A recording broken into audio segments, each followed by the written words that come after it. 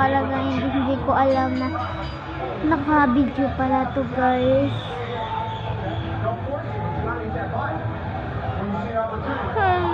So ayun nga guys. Wait lang.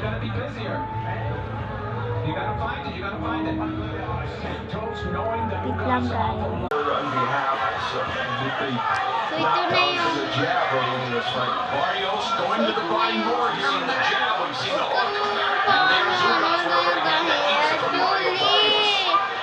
yung combination for Lewis of 1-2 to the body, but he's stiff there. He's still 350 punches in this fight thus far. At its best, he will be easier than that. Even in terms of power, and Jack's one, but that's really true. That's an overhand right to offense for Dawson. Hindi naman. Okay lang naman sila guys.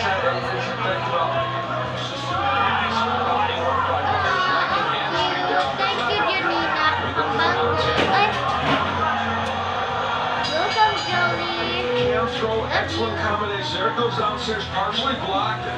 Left body punch and left uppercut, the unique combination.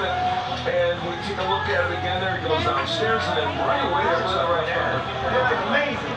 Ayan guys. Promise kasi namin guys na 3 more rounds. That's all that's left. Let's go. paglaki namin, We're not going to win this by decision, so let's go.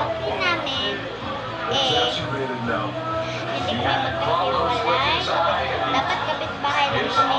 First nila ate Sophia, di ba?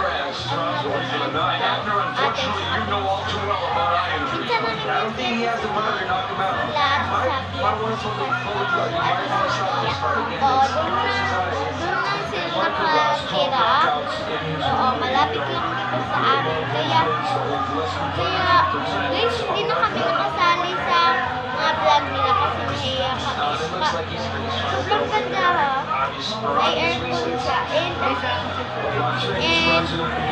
ang cute-cute. Wait lang guys. Kambal ko. Tsaka bukas na yung birthday namin guys. Mag-video ulit ako bukas.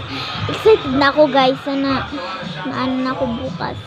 Wish ko yun guys. Hindi din ako magkahilanat bukas. Ayun guys. Magpahinga muna ako. Ito na ako sa bedroom ko. Good night. Good night.